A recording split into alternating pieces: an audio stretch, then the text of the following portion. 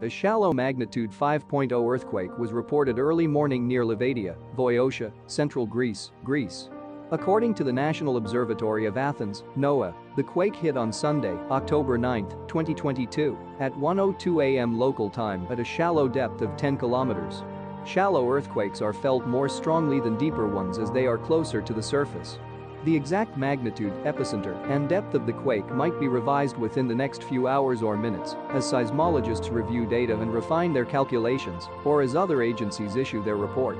Our monitoring service identified a second report from the citizen-seismograph network of RaspberryShake, which listed the quake at magnitude 5.0 as well.